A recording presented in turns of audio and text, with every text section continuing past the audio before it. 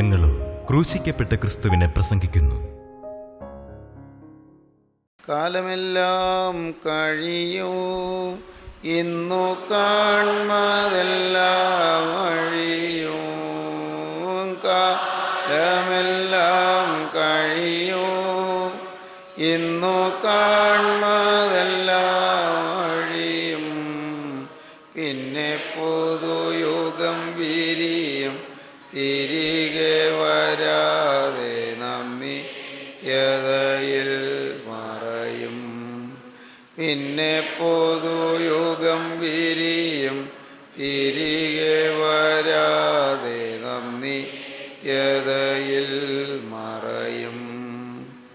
കാലമെല്ലാം കഴിയും, ഇന്ന് കാണുന്നതെല്ലാം അഴിഞ്ഞു പോകും, തീർന്നു പോകും, നശിച്ചു പോകും. എന്നാൽ പിന്നെ ഒരു പുതിയ യുഗം വിരിയും. നാമോ തിരികെ വരാത്ത നിത്യതയിലേക്ക് നാം മറഞ്ഞു പോവുകയും ചെയ്യും. കാലമെല്ലാം കഴിയും. സഹോദരങ്ങളെ, ഈ ലോക ജീവിതത്തിൽ തീർന്നു പോകുന്ന കാലത്ത് ജീവിക്കുന്ന, കാലത്തിൻ്റെ ഒരു പ്രത്യേക പരിധിക്കുള്ളിൽ ജീവിക്കുന്ന നാം നമ്മുടെ നിത്യതയ്ക്ക് വേണ്ടി ഒരുങ്ങണം. നമ്മുടെ നിത്യജീവന് വേണ്ടി നാം നമ്മെ തന്നെ ഒരുക്കണം. ഈ ലോക ജീവിതത്തിൽ നമ്മെ വേട്ടയാടുന്ന പാപങ്ങളിൽ നിന്നും, നമ്മെ വേട്ടയാടി പിടിക്കുന്ന ശാപങ്ങളിൽ നിന്നും, നമ്മെ വേട്ടയാടുന്ന ദുരിതങ്ങളിൽ നിന്നും, നമ്മെ വേട്ടയാടി നമ്മുടെ പിന്നാലെ വരുന്നതായ സകലവിധമായ തിന്മകളിൽ നിന്നും നാം മോചനം പ്രാപിക്കണം. ഇവിടെ വെച്ച് തന്നെ ലംഘനങ്ങൾ ക്ഷമിച്ചു കിട്ടണം.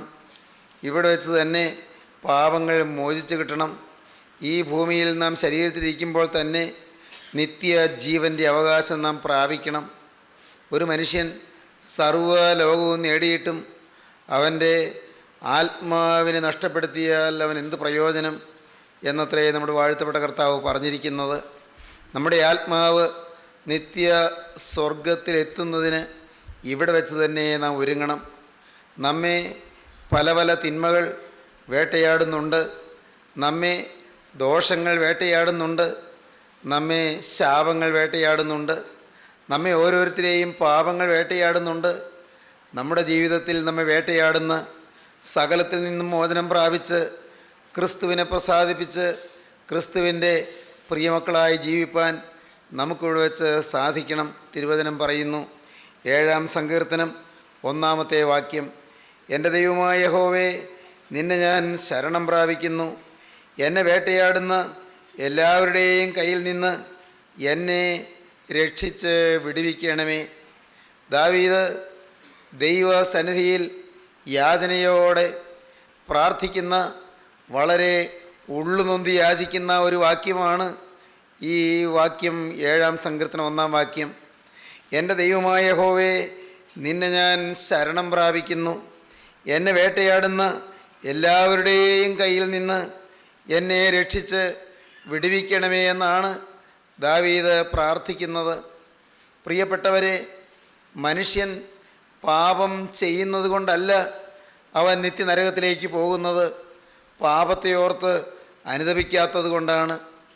ഈ ലോകത്ത് ജീവിക്കുന്ന, ഈ ലോകത്ത് ജനിച്ചിട്ടുള്ള സകല മനുഷ്യരും പാപികളാണ്.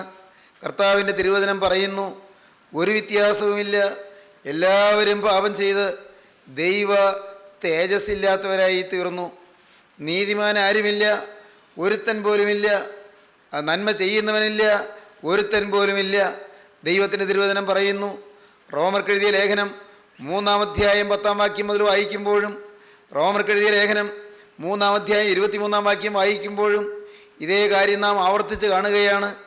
14-ാമത്തെ സങ്കീർത്തനത്തിൻ്റെ ആദ്യ വാക്യങ്ങളിലും 53-ാം സങ്കീർത്തനത്തിൻ്റെ ആദ്യ വാക്യങ്ങളിലും ഇതേ കാര്യം തന്നെയാണ് നാം കാണുന്നത്.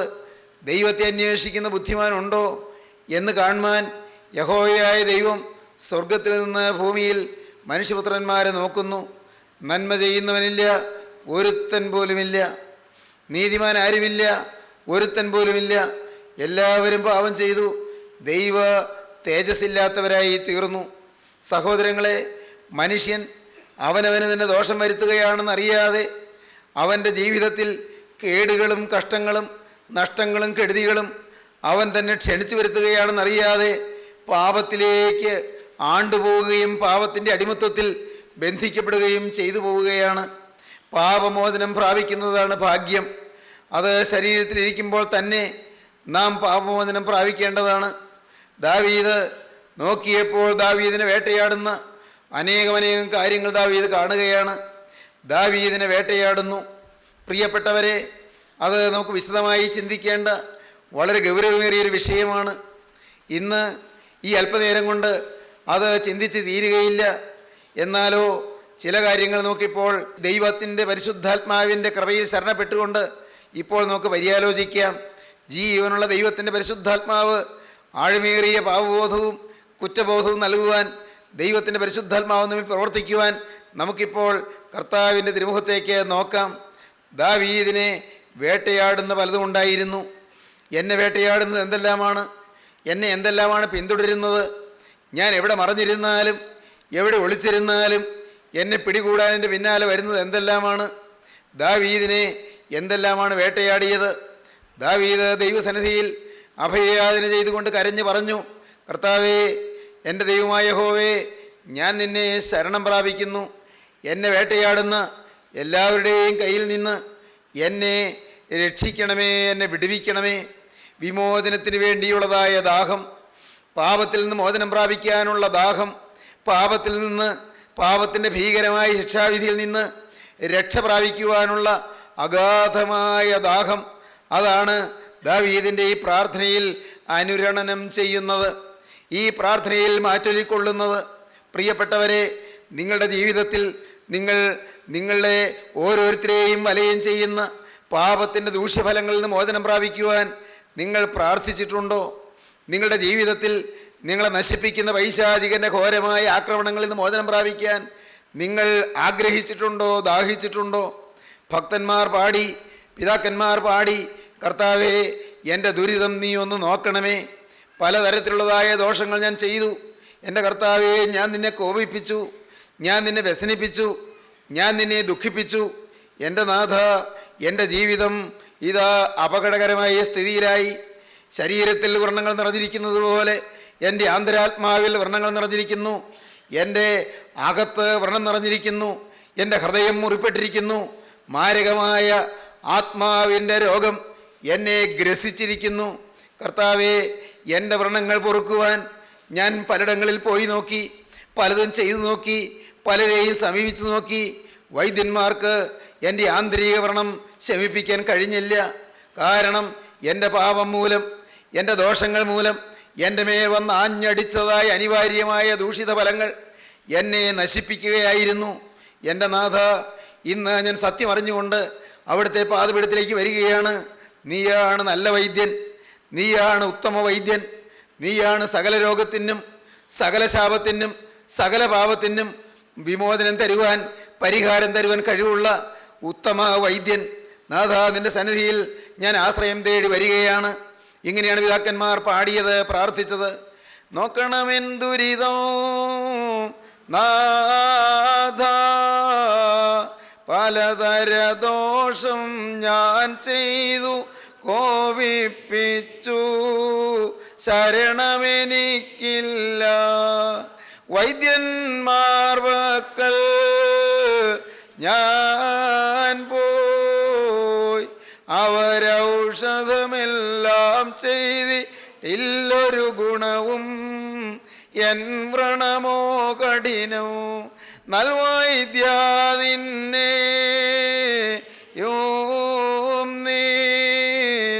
ഔഷധ ഗുണവും ഞാൻ കേട്ടു, നിങ്ങൾ വരുന്നോ സുഖമേൽക്കും മൂനം. നൽവൈദ്യാ നിന്നെ ഔഷധ ഗുണവും ഞാൻ കേട്ടു, നിങ്ങൾ വരുന്നോ സുഖമേൽക്കും നൂനം. ഉടയവനെ, നിൻ്റെ സന്നിധിയിലേക്ക് ഞാൻ സുഖം തേടി വരികയാണ്.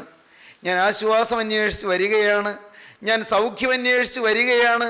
പലതര ദോഷം ഞാൻ ചെയ്തു, ഞാൻ നിന്നെ കോപിപ്പിച്ചു. എനിക്ക് ശരണം മറ്റൊരിടത്തും ഇല്ല കർത്താവേ. നല്ല വൈദ്യനായുള്ളവേ, നിൻ്റെ സന്നിധിയിലേക്ക് ഞാനിതാ വരുന്നു. എൻ്റെ പാപം ശമിച്ചില്ലെങ്കിൽ, എൻ്റെ പാപം ക്ഷമിക്കപ്പെട്ടില്ലെങ്കിൽ, എൻ്റെ പാപം മോചിച്ചില്ലെങ്കിൽ ഞാൻ നിത്യ അന്ധകാരത്തിലേക്ക് പോകുമെന്ന് ഞാൻ അറിയുന്നു. നിത്യശൂന്യങ്ങളിലേക്ക്, നിത്യയാതനയിലേക്ക് ഞാൻ പോകുമെന്ന് എനിക്കിപ്പോൾ മനസ്സിലാകുന്നു. കർത്താവേ, എൻ്റെ പാപത്തിൽ ഞാൻ ചാകാൻ നീ എന്നെ വിടല്ലേ. എൻ്റെ പാപം ക്ഷമിക്കപ്പെടാതെ കടന്നു പോകാൻ നീ എനിക്ക് ഇടവരുത്തല്ലേ കർത്താവേ. എൻ്റെ പാപം അത് മോചിച്ച് കിട്ടിയില്ലെങ്കിൽ നിത്യമായ നരക തീപ്പൊയ്കയിലേക്ക് ഞാൻ പോകുമല്ലോ. നിത്യത ശൂന്യമായി പോകുമല്ലോ. നിത്യത ഘോര ദുരിതമായി, നിത്യദണ്ഡനമായി മാറുമല്ലോ. Eternal torture. കർത്താവേ, അതിനെനിക്ക് ഇടവരല്ലേ. എൻ പാപത്തിൽ ഞാൻ ചാകാൻ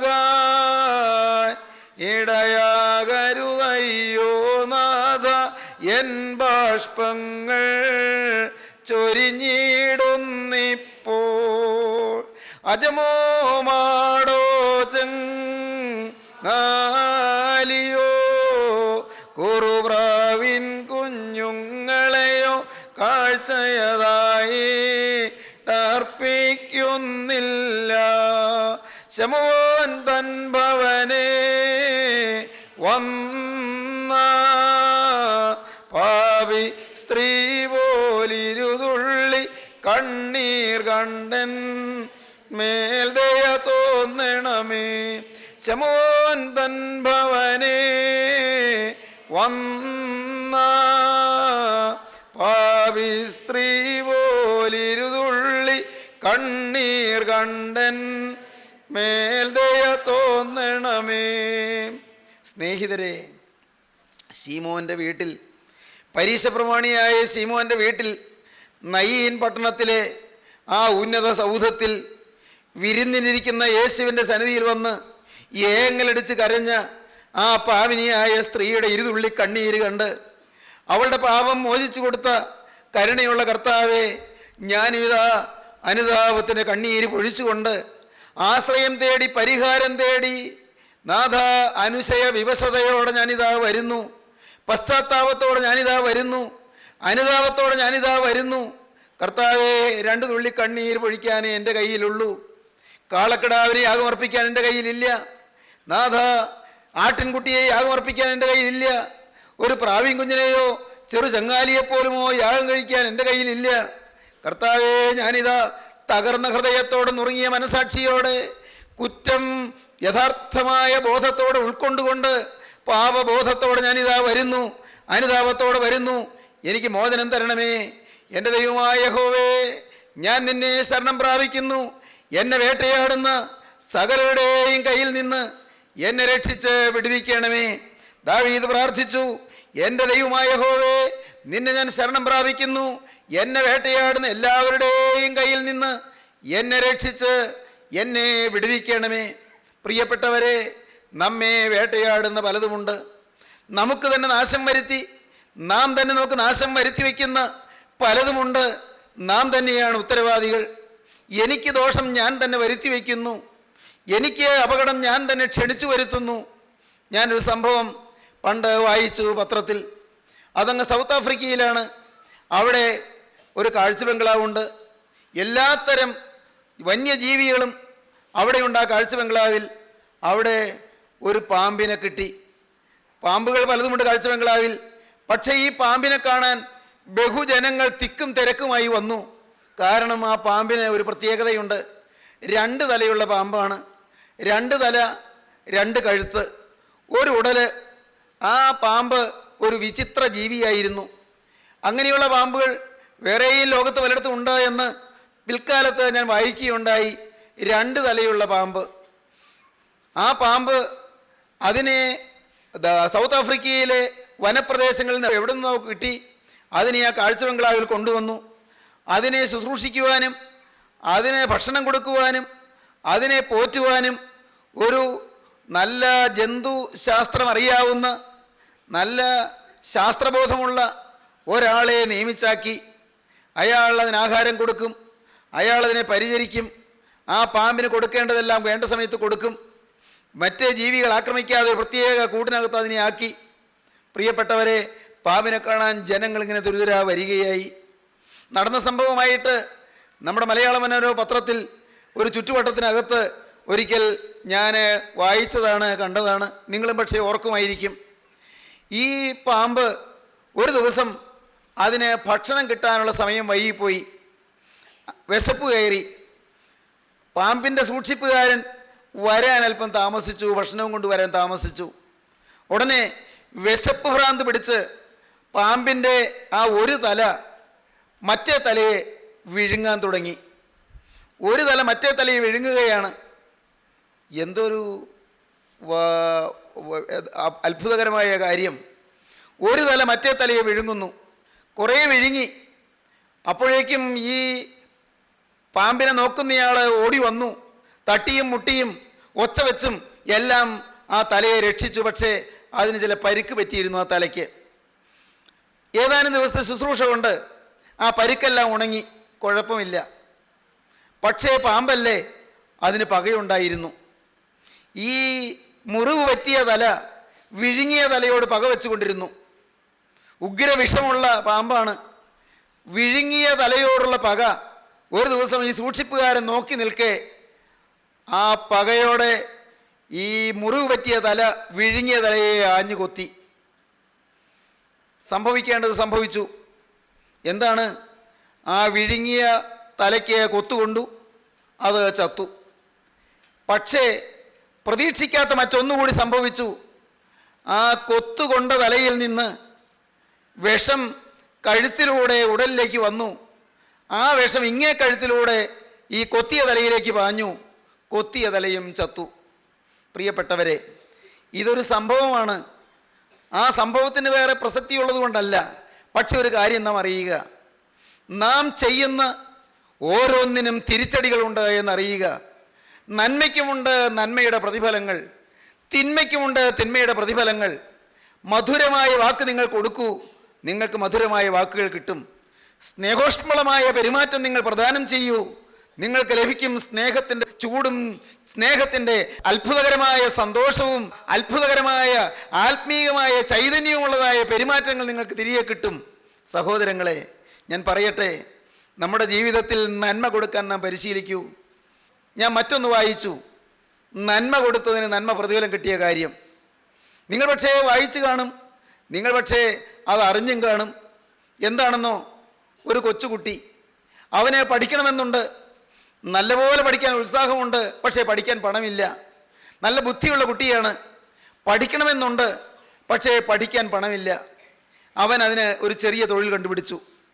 സ്കൂളിൽ പോകുമ്പോൾ അവൻ ഹോൾസെയിൽ കടയിൽ നിന്ന് കുറേ സാധനങ്ങൾ വാങ്ങിക്കൊണ്ടുവരും, കടം കിട്ടും. ആ സാധനങ്ങൾ അവൻ വീട് തോറും കയറി അത് വിൽക്കും, ചെറിയ തുച്ഛമായ ലാഭം കിട്ടും. അതുകൊണ്ട് പഠിത്തം മുന്നോട്ട് കൊണ്ടുപോയിക്കൊണ്ടിരുന്നു. നല്ല ഉത്സാഹിയായ, നല്ല അധ്വാനശീലമുള്ളൊരു പാവപ്പെട്ട കൊച്ചുകുട്ടി. അവനങ്ങനെ ഈ സാധനങ്ങൾ ഇങ്ങനെ വിറ്റ് വരുമ്പോൾ ഒരു ദിവസം നല്ലപോലെ വിശക്കുന്നു, രാവിലെ ഒന്നും കഴിച്ചില്ല. ഒരു വീട്ടിൽ കടന്നു ചെന്നു. ആദ്യം അവിടെ വീടിൻ്റെ വാതിൽ തുറന്നിറങ്ങി വന്ന ആ സ്ത്രീയോട് അവൻ പറഞ്ഞു, എനിക്ക് ഒരല്പം വെള്ളം തരാമോ? അവനെ കണ്ടപ്പോൾ ആ സ്ത്രീക്ക് ഒരു സഹതാപം. വെള്ളമാണ് അവൻ ചോദിച്ചത്, പക്ഷേ ആ കൊച്ചനെ കണ്ടപ്പോൾ ആ സ്ത്രീക്ക് ഒരു സഹതാപം, ഒരു വാത്സല്യം. നല്ല ക്ഷീണം, ഇന്നലെ അത്താഴം പോലും കഴിച്ച് കാണുകയില്ലെന്നൊരു തോന്നൽ. അവനൊരു വലിയ ഗ്ലാസ് നിറയെ പാല് അത് കൊണ്ടുവന്ന് അവൻ്റെ കയ്യിലേക്ക് കൊടുത്തു. വിറയ്ക്കുന്ന കയ്യോടെ ആ പാല് അവൻ ആർത്തിയോടെ കുടിച്ചു. ആ വിറയ്ക്കുന്ന കയ്യോടെ പാല് വാങ്ങിയിട്ട് ആർത്തിയോടെ കുടിച്ചു. പ്രിയപ്പെട്ടവരെ, അവനത് കഴിഞ്ഞപ്പോൾ ചോദിച്ചു, ഞാൻ എന്തെങ്കിലും ഒന്ന് തന്നുകൊള്ളട്ടെ, ഇത് ഞാൻ എന്താ പേ ചെയ്യേണ്ടത്, ഞാൻ ഇതിനെന്താ തരേണ്ടത്? മോനെ, അതെ, എൻ്റെ അമ്മ എന്നെ പഠിപ്പിച്ചത് ഉപകാരം ചെയ്യുന്നതിന് പ്രതിഫലം വാങ്ങരുതെന്നാണ്. അവൻ അത്ഭുതപ്പെട്ടു. അതിശയത്തോടെ ആ സ്ത്രീയുടെ മുഖത്തേക്ക് നോക്കി. എന്നിട്ട് അവൻ പറഞ്ഞു, നന്ദിയുണ്ട്. അവൻ പിന്നെ മുന്നോട്ട് പോയി. കാലങ്ങൾ മുന്നോട്ട് പോയി. വർഷങ്ങൾ കഴിഞ്ഞു. ഈ പയ്യൻ വളർന്നു. അവൻ നല്ലപോലെ പഠിച്ചു. അവൻ മിടുക്കനായി. വളരെ പ്രശസ്തനായ സൂപ്പർ സ്പെഷ്യാലിറ്റി പരിശീലിച്ച വളരെ വിദഗ്ധനായ ഒരു ഡോക്ടറായി മാറി. ഡോക്ടർ ഹോവാർഡ് കെല്ലി, പ്രസിദ്ധനായ ഡോക്ടർ ഹോവാർഡ് കെല്ലി. ഈ ഡോക്ടർ വളരെ പ്രശസ്തമായ രീതിയിൽ ശുശ്രൂഷ നിർവഹിച്ച് ചികിത്സാരംഗത്ത് പ്രശോഭിക്കുന്ന കാലത്ത് ഒരു ദിവസം അറിഞ്ഞു അദ്ദേഹത്തിൻ്റെ ഹോസ്പിറ്റലിൽ ഇരിക്കുന്നതിൻ്റെ ആ നഗരത്തിൽ തന്നെയുള്ള വലിയൊരു ഹോസ്പിറ്റലിൽ ഒരു രോഗി വന്നിരിക്കുന്നു, ഒരു സ്ത്രീ. ആ ഹോസ്പിറ്റൽ ഡോക്ടേഴ്സ് ഫർദർ ഒപ്പീനിയന് വേണ്ടി, ഇദ്ദേഹത്തിൻ്റെ സഹായത്തിന് വേണ്ടി അദ്ദേഹത്തെ വിളിച്ചു. ഞങ്ങൾ നോക്കിയിട്ട് രോഗം പിടികിട്ടുന്നില്ല, ഞങ്ങൾ ചികിത്സിച്ചിട്ട് രോഗം മാറുന്നില്ല, ഒന്ന് വരാമോ, ഞങ്ങളൊന്ന് സഹായിക്കാമോ? നല്ലത്. അദ്ദേഹം ചെന്നപ്പോൾ ഈ സ്ത്രീയെ കണ്ടപ്പോൾ ഒരു സംശയം ചോദിച്ചു, എവിടെ നിന്നാണ് വന്നത്? ഇന്ന നഗരത്തിൽ നിന്നാണ്, ഇന്ന സിറ്റിയിൽ നിന്നാണ്. ഉടനെ മനസ്സിലായി, അന്ന് ആ ഒരു ഗ്ലാസ് പാല് നിറയെ എടുത്ത് തന്ന, ആ സൗജന്യ സ്നേഹം പ്രദർശിപ്പിച്ച ആ നല്ല സ്ത്രീയാണ് ഈ മഹാരോഗം പിടിപെട്ട് വന്നിരിക്കുന്നത്. ഡോക്ടർ തീരുമാനിച്ചു, എനിക്ക് ചെയ്യാവുന്നതിൻ്റെ പരമാവധി സഹായം ചെയ്യണം. ആ ഡോക്ടർ വീട്ടിൽ പോയില്ല, സ്വന്തം ക്ലിനിക്കിലേക്ക് പോയില്ല, അവിടെ തന്നെ താമസിച്ച് ഈ രോഗിയെ നിരന്തരം നിരീക്ഷിച്ചും നിരന്തരം ചികിത്സിച്ചും കഠിനമായി അധ്വാനിച്ച് ഉറക്കളച്ചിരുന്ന് ഈ പാവം രോഗിക്ക് വേണ്ടി അധ്വാനിച്ചു. ഫലമോ, ആ പാവം രോഗി രക്ഷപ്പെട്ടു. നാളുകൾ ആ ഹോസ്പിറ്റലിൽ കടന്ന് വിദഗ്ധമായി ചികിത്സ ലഭിച്ച് ആ സ്ത്രീ രക്ഷപ്പെട്ടു. ആ സ്ത്രീ വിചാരിച്ചു, എന്തോ ബില്ല് വരും, വലിയൊരു ബില്ല്, വലിയൊരു തുകയായിരിക്കും, എവിടെ നിന്ന് കൊടുക്കും? ഇങ്ങനെ ഓർത്തിരിക്കുമ്പോൾ ഹോസ്പിറ്റലിൽ നിന്ന് പറഞ്ഞു വിടേണ്ട ദിവസമായി. ഓഫീസിൽ ബില്ല് അത് തയ്യാറാക്കി കഴിഞ്ഞപ്പോൾ ഡോക്ടർ പറഞ്ഞു, ആ ബില്ല് എനിക്കും തന്നേരെ. ഡോക്ടർ ബില്ല് വാങ്ങിച്ചിട്ട് അതിൻ്റെ അരികിൽ എന്തോ എഴുതി, 2-3 വാക്കുകൾ എഴുതി. ആ വാക്കുകൾ എഴുതിയിട്ട് ഈ ബില്ല് കൊടുത്തയച്ചു. ഈ സ്ത്രീ വിറയ്ക്കുന്ന കൈയോടെ ആ ബില്ല് വാങ്ങിയത്. എന്തോ ഒരു വലിയ തുകയായിരിക്കും, എൻ്റെ ദൈവമേ, എങ്ങനെ ഇത് കൊടുത്തു തീർക്കും? ഇങ്ങനെ ഭാരപ്പെട്ടാണ് ആ ബില്ല് വാങ്ങിയത്. അപ്പോൾ അവിടെ എഴുതിയിരിക്കുന്നു, paid fully for 1 glass of milk. മുഴുവൻ കൊടുത്തു തീർത്തിരിക്കുന്നു, മുഴുവൻ പേ ചെയ്തിരിക്കുന്നു ഒരു ഗ്ലാസ് പാലിന് വേണ്ടി. ആ സ്ത്രീയുടെ കണ്ണ് നിറഞ്ഞൊഴുകാൻ തുടങ്ങി. അവൾ വിതുമ്പിക്കരഞ്ഞു, ദൈവമേ നിനക്ക് സ്തോത്രം. ആ സ്ത്രീ പറഞ്ഞു. ഈ അടുത്ത സമയത്ത് ഞാൻ വായിച്ച ഒരു സംഭവമാണ്. പ്രിയപ്പെട്ടവരെ, നിങ്ങളോട് പറയട്ടെ, നന്മയ്ക്കും പ്രതിഫലമുണ്ട്. നന്മയും നമ്മുടെ പിറകെ വരും, നാം ചെയ്യുന്ന ഉപകാരങ്ങൾ നമ്മുടെ പിറകെ വരും. അഗതിയോട് നാം കരുണ കാണിച്ചാൽ അത് നമുക്ക് ദൈവം പ്രതിഫലം തരുന്നതിന് മുഖാന്തരമായി തീരും. പാവപ്പെട്ടവനെ നാം സഹായിച്ചാൽ, ദുഃഖിതനെ നാം ആശ്വസിപ്പിച്ചാൽ, വേദനിക്കുന്നവനെ അവൻ്റെ വേദന തണുപ്പിക്കുവാൻ നമ്മൾ ആവത് ചെയ്താൽ, തീർച്ചയായും ജീവനുള്ള ദൈവത്തിൻ്റെ കരുണ നമ്മെ പിന്തുടരും, ദൈവത്തിൻ്റെ അനുഗ്രഹം നമുക്ക് ലഭിക്കും. നന്മയ്ക്ക് നന്മ പ്രതിഫലമുണ്ട്, സംശയമില്ല. നന്മ ചെയ്യുവാനും കൂട്ടായ്മ കാണിപ്പാനും മറക്കരുത് എന്ന് അപ്പോസ്തലനായ പൗലോസ് പറഞ്ഞിട്ടുണ്ട്. ആകയാൽ അവസരം കിട്ടും പോലെ നാം എല്ലാവർക്കും നന്മ ചെയ്യുക, വിശേഷാൽ സഹവിശ്വാസികൾക്കും നന്മ ചെയ്യുക എന്നത്രേ അപ്പോസ്തലനായ പൗലോസ് ഗലാത്യ ലേഖനത്തിൽ പറഞ്ഞിരിക്കുന്നത് 6-ാം അധ്യായത്തിൽ. നന്മ ചെയ്യുവാനും കൂട്ടായ്മ കാണിപ്പാനും മറക്കരുത്. ആകയാൽ അവസരം കിട്ടും പോലെ എല്ലാവർക്കും, വിശേഷാൽ സഹവിശ്വാസികൾക്കും നന്മ ചെയ്യുക. പ്രിയപ്പെട്ടവരെ, നന്മ നാം ചെയ്താൽ നന്മ നമ്മുടെ പിറകെ വരും. നന്മയും കരുണയും എൻ്റെ ആയുഷ്കാലമൊക്കെ എന്നെ പിന്തുടരുമെന്ന് ദാവീദ് ഒരിക്കൽ പാടിയതാണ്. എൻ്റെ ജീവിതത്തിൽ നന്മയും കരുണയും എൻ്റെ പിന്നാലെ വരും. സ്നേഹിതരെ, ഞാൻ ഈ സമയത്ത് നിങ്ങളോട് വളരെ വിനയപൂർവ്വം ചോദിക്കട്ടെ, നന്മ നിങ്ങളെ പിന്തുടരുമെന്ന് നിങ്ങൾക്ക് ആഗ്രഹമുണ്ടോ? നന്മ നിങ്ങളുടെ പിറകെ വരണമെന്ന് നിങ്ങൾക്ക് താല്പര്യമുണ്ടോ? അനുഗ്രഹങ്ങൾ നിങ്ങളുടെ ജീവിതത്തിൽ ലഭിക്കണമെന്ന് ആഗ്രഹമുണ്ടോ? നിങ്ങൾക്ക് മാത്രമല്ല, നിങ്ങളുടെ സന്തതി പരമ്പരകൾക്ക്, വരുംകാല തലമുറയ്ക്ക് അനുഗ്രഹം ലഭിക്കണമെന്ന് നിങ്ങൾക്ക് ആഗ്രഹമുണ്ടോ? നിങ്ങൾ ചെയ്യുന്ന നന്മയ്ക്ക് നിങ്ങൾക്കും നിങ്ങളുടെ മക്കൾക്കും പ്രതിഫലം ഉണ്ടാകും. അതുകൊണ്ട് കർത്താവേ, നന്മ പിന്തുടരത്തക്കവണ്ണം ഞാൻ നന്മയുടെ പ്രതീകമായി ഈ ലോകത്ത് ജീവിക്കും. ഇരുളടഞ്ഞ ലോകത്ത് പ്രകാശത്തിൻ്റെ കേന്ദ്രബിന്ദുവായ കർത്താവായ യേശുവിനെ വഹിച്ചുകൊണ്ട്, യേശുക്രിസ്തുവിൻ്റെ പ്രകാശം എന്നിൽ കൂടി പ്രശോഭിപ്പിച്ചുകൊണ്ട് ഈ ഭൂമിയിൽ ഞാൻ ജീവിക്കും. നന്മ എന്നിൽ നിന്ന് പ്രസരിക്കും, നന്മ മറ്റുള്ളവർക്ക് എന്നിൽ നിന്ന് ലഭിക്കും. നന്മയുടെ പ്രതീകമായി ഞാൻ കരുണയുള്ള കർത്താവിൻ്റെ ഒരു സത്യസാക്ഷിയായി ഈ ഭൂമുഖത്ത് നിൽക്കും. നമുക്ക് സമർപ്പിക്കാം, നമ്മെ തന്നെ ഫലമേൽപ്പിക്കാം, നമുക്ക് പ്രാർത്ഥിക്കാം. സ്നേഹവാനേ, കരുണയുള്ള കർത്താവേ, നന്മയ്ക്ക് പ്രതിഫലമുണ്ടെന്ന് ഞങ്ങളോട് കൽപ്പിച്ചല്ലോ കർത്താവേ. നന്മയുടെ പ്രതിഫലം ഞങ്ങൾക്ക് വേണ്ടി അവിടെ ഒരുക്കുന്നതിനായി ഞങ്ങൾ നിന്നെ സ്തുതിക്കുന്നു. തിന്മ ഞങ്ങളെ പിന്തുടരാതെ നന്മ ഞങ്ങളെ പിന്തുടരത്തക്കവണ്ണം, നന്മയും കരുണയും വേണ്ടി ആയുഷ്കാലമൊക്കെ എന്നെ പിന്തുടരും എന്ന് പറയത്തക്കവണ്ണം, നന്മ ഞങ്ങളുടെ പിറകെ വരത്തക്കവണ്ണം ജീവിക്കുവാനുള്ള പുതിയ തീരുമാനം ഞങ്ങളിതാ എടുക്കുന്നു. ഈ വചനം കേട്ട എല്ലാവരെയും അവിടെ അനുഗ്രഹിക്കണമേ. ഇന്നു മുതൽ മറ്റുള്ളവർക്ക് നന്മ ചെയ്യുന്നവരായി, സ്വർഗീയ രാജാവിനെ പ്രസാദിപ്പിക്കുന്നവരായി, ദൈവത്തിന്റെ മനസ്സിലും സ്നേഹവും ധൈര്യമുള്ളവരായി ഓരോരുത്തരും നിൽക്കുന്നതിന് കൃപ നൽകണമേ. ആരെയും വേദനിപ്പിക്കാതെ, ആരുടെയും ഹൃദയത്തിൽ നൊമ്പരം കൊടുക്കാതെ, സ്നേഹത്തിന്റെ ഉദാത്ത മാതൃകകളായി ഓരോരുത്തരും പ്രശോഭിക്കാൻ ഇടയാക്കണമേ. എല്ലാവരെയും അനുഗ്രഹിക്കണമേ. യേശുക്രിസ്തുവിന്റെ നാമത്തിൽ തന്നെ, ആമീൻ.